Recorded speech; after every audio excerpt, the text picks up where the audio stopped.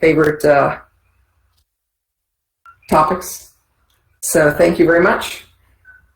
Thank you, Kathy, and good morning, everyone.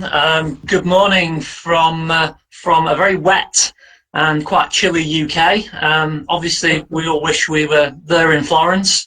I don't know whether it's wet and chilly in Florence, but the view is probably more than the one facing me at the moment, which unfortunately is the back garden. But yeah, we're going to talk this morning about a project called Ferroclos, and setting it in the context of boosting science capital and promoting STEAM engagement with open schooling approaches. So lots of buzzwords in there, and we'll go on and talk about each one of those as we go through this morning's talk.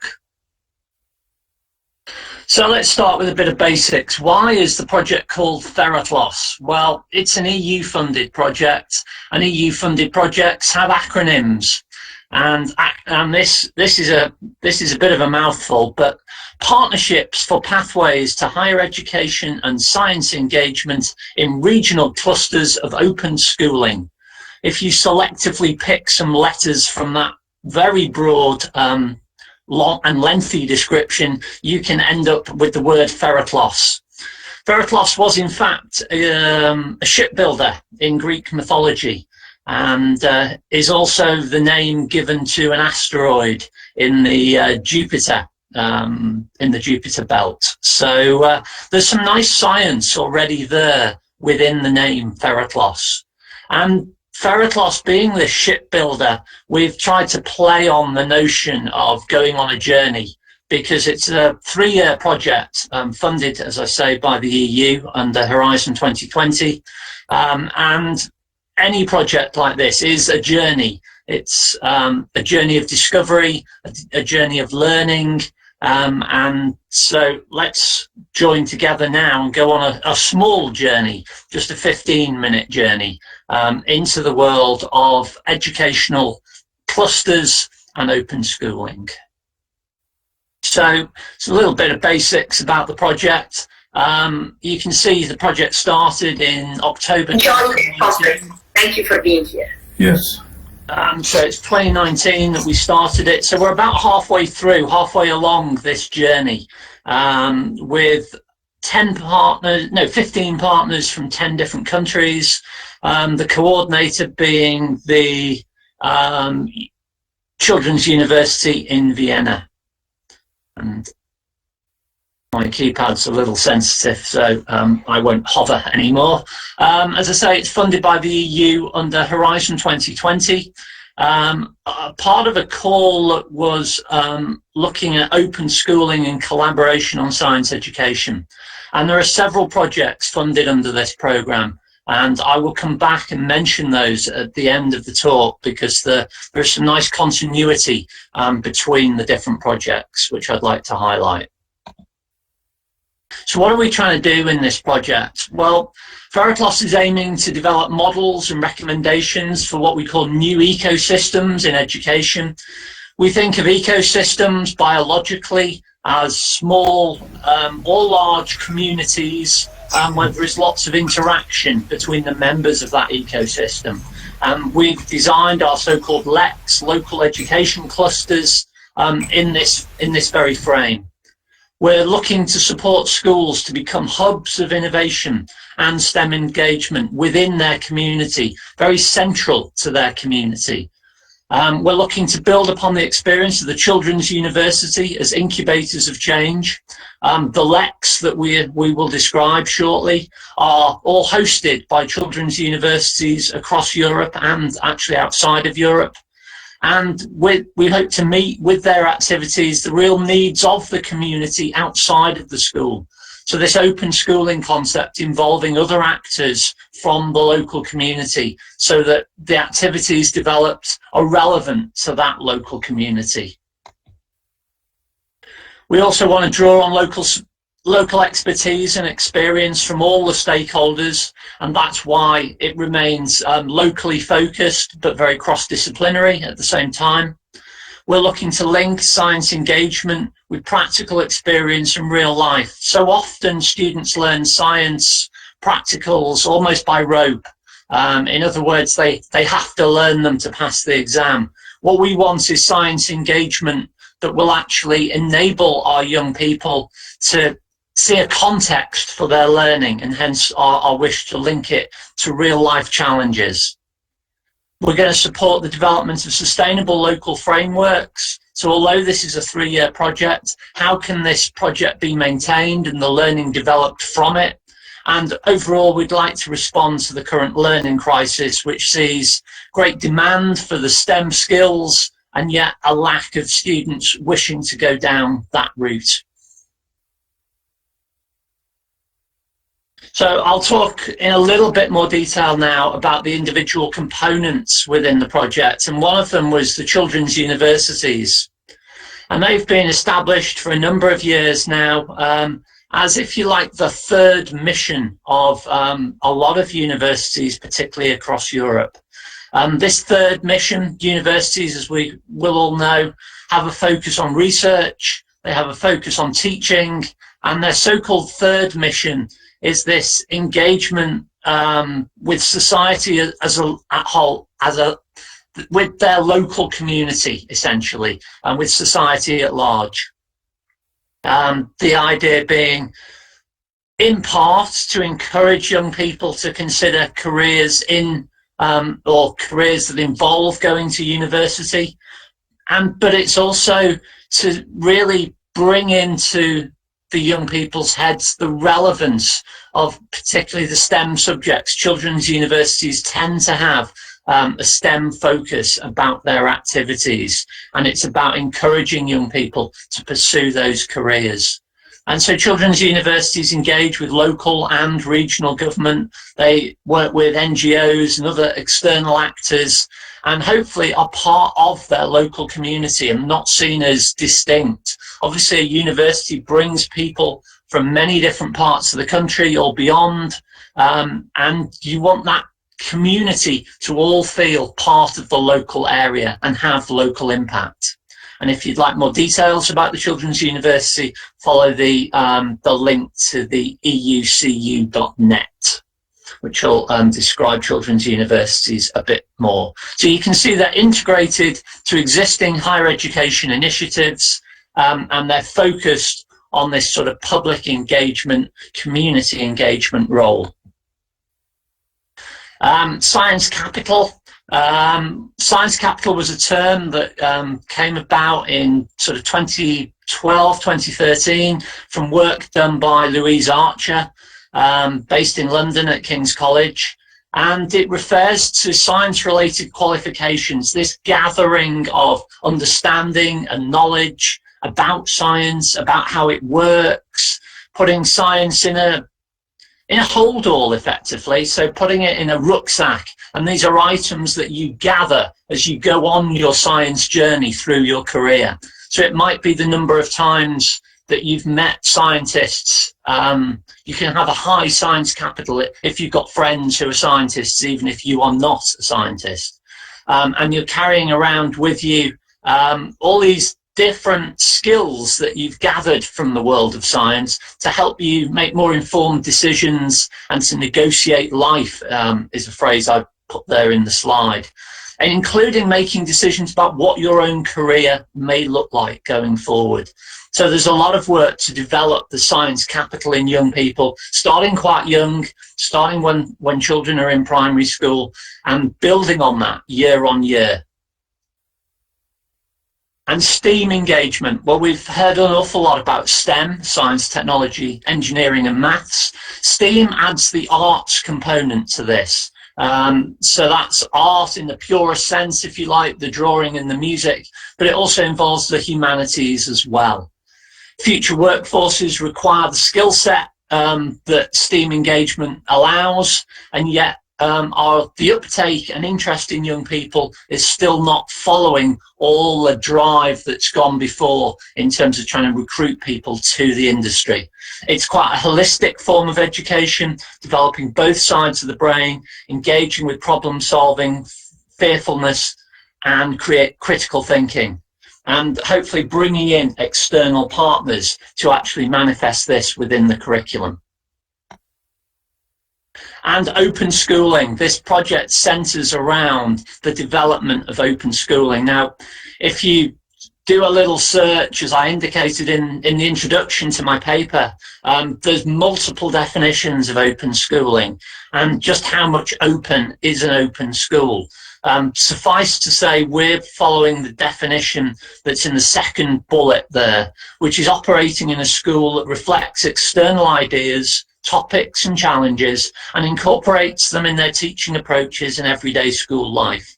In return, it provides the creativity and potential as the assets of their pupils and teachers for the community around them. So this is our very broad definition of an open school.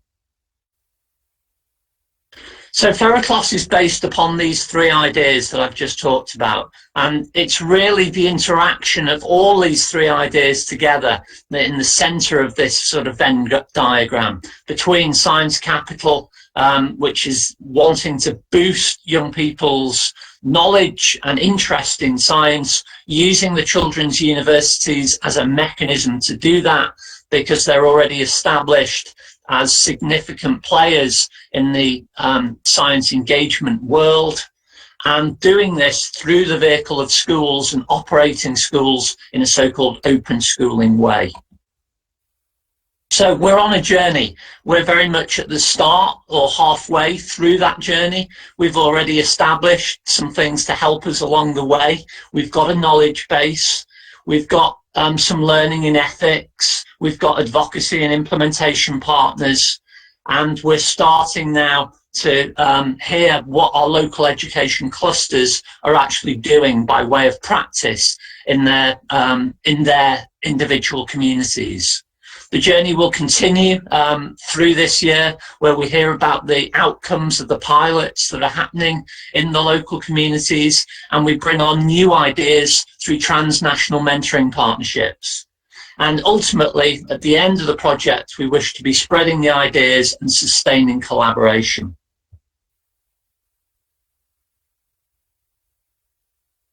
So I was encouraged to put together slides in a PDF format. So normally at this point, we'd be seeing multiple colours and I would be building this so-called tree in front of you, but I'm just going to talk you through it as one static slide. Where should we start with? What's our roots to this tree?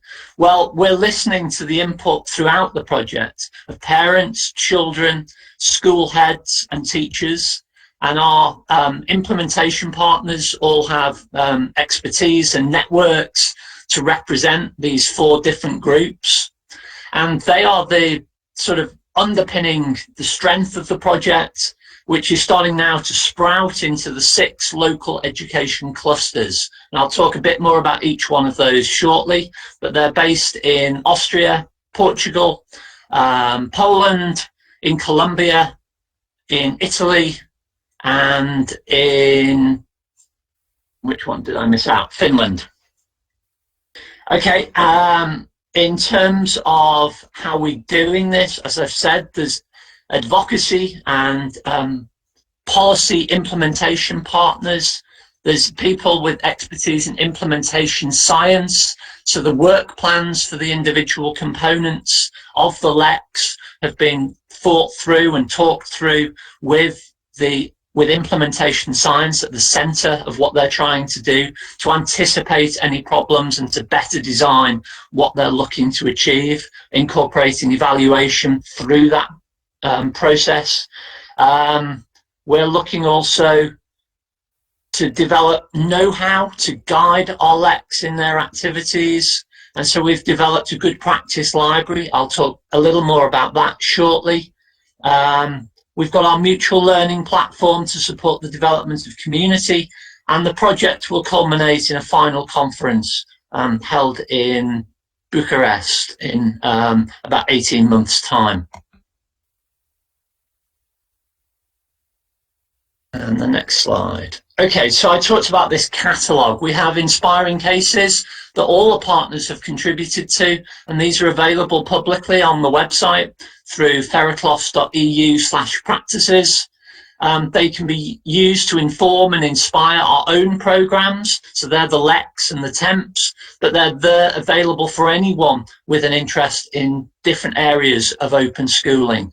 And the database has been made searchable, so you can look in terms of different countries, different age groups, different degrees of sustainability. They vary in terms of scale and their individual definitions of open schooling, as well as the target age group. So I'd encourage you to go and have a look at our inspiring cases.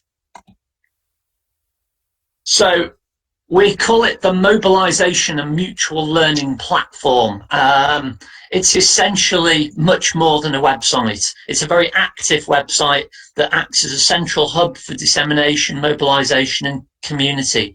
We're combining a sort of public-facing information element with mechanisms that work, if you like, behind the scenes to bring about a partnering between different people who wish to be involved in open schooling and who wish to join our growing community. And one way in which we're supporting that community is through the provision of badges. And these will recognise individuals for their different contributions to different levels of the project. So there are different badges, again, building on the nautical theme. We have a builder badge, we have a sailor badge, we have a rigger, and you can see the other ones on the screen. Any ship, even the great ships of the past, I'm showing there a picture of actually Titanic when it was being built, has a framework, it has a scaffold around it, and that's what our policy briefs are to this project. The team has produced 7 different policy briefs. You can see them listed there. Again, they're available from the website, either as individual ones or as a collective document to enable different aspects of support to be provided depending what your issues are as you develop an open schooling approach. So it might be you wish generally to promote the benefits of open schooling on STEAM learning, or you might want to address the financial aspects. There are policy briefs to support you in so doing that. I said I'd talk a little bit more about the LECs. Here they are listed in terms of where they actually occur in the individual countries, but you can see if you look under the topic and the theme that they're taking very different approaches. So in the Viennese LEC, they're bringing together 2 quite large networks, a network of schools, the Bildungsräte, combined with a network of universities through the Children's University. There's a lot of co-design in the model from Medellin, which is really focusing on issues for them locally in what we call post-conflict areas. Northern Savo, specifically Kuopio in Finland, are focusing on scientific knowledge, but using ICT tools to really help address issues of rural isolation. In Trieste, it's called the City of Knowledge. And so how can all the different actors there, with a lot of research in different institutions of science, how can that work more effectively together to support local schools and embed that more in the world of supporting and preventing people from dropping out of school? The people of Łódź in Poland are interested in the future labour market needs, and they're working quite a bit with primary schools as opposed to secondary schools. And they're running large teacher and pupil conferences that the young people have a great role in themselves. And in Porto, they're really embracing the STEAM concept and combining that with entrepreneur development skills in line with the Sustainable Development Goals of 2030 to produce a very cross-sector educational cluster. So you can see there's differences in scale, differences in the challenges that these different LECs are going to take, and we're really keen to see the learning from these LECs going forward. We've recently appointed 10 different TEMPs, These are transnational education mentoring partnerships to build on the learning that we have from the LECs, but also to feed off their expertise. So the LECs were already written into the project at the start. We knew where they would be located. The temps were recruited from an open call back in September, October time last year. And so these are new, in some cases, new partnerships. And so we've got this cross-fertilization of ideas, and they're described in more detail on our website. So why is all this stuff important?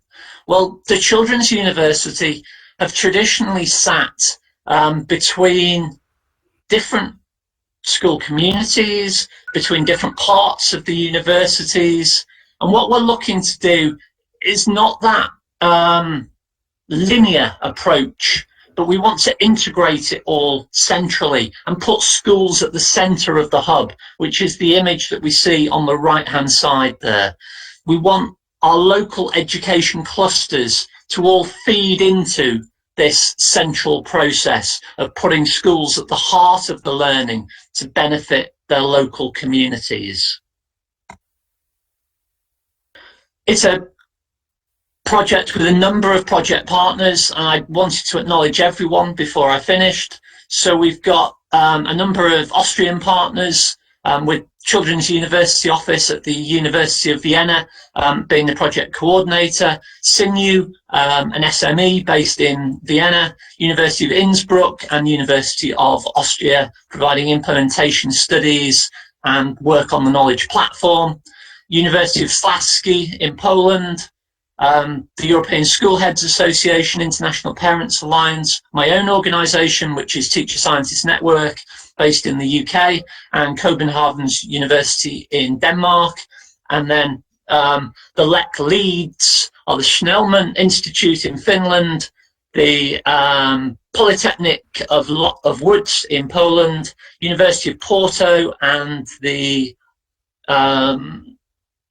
School of Entrepreneurship. They are joint leads in Portugal, CISA Media Lab in Italy, the University of EFIT in Colombia, and the Children's University in Austria. So we want you to stay involved with us. There's much more to come. So please use the social media platforms that we have, whether it's Fericlos EU for Facebook or the Twitter link at Fericlos E.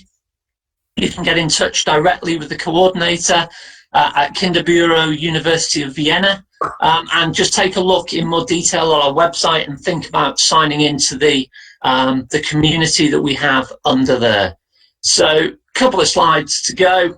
I promised Kathy I wouldn't overrun, but I think we're okay. Are we, Kathy?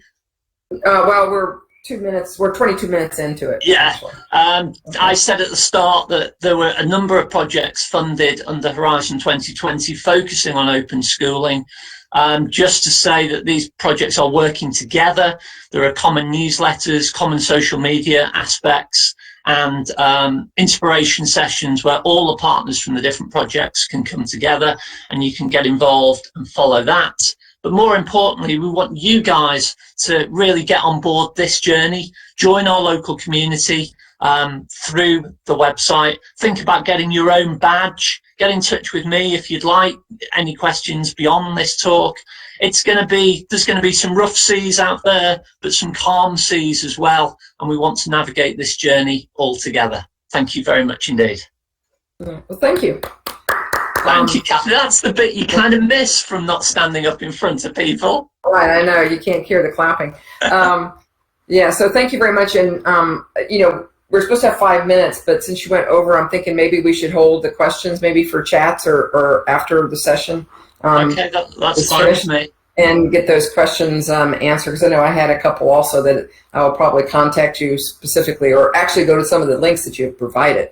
So our next speaker needs to get her session started. Andre, are you going to handle it? Or? Yeah. Yeah, man, I'm gonna upload the presentation now. Yeah. Okay. You can. I think you can start presenting her. So yeah. Yeah. Okay.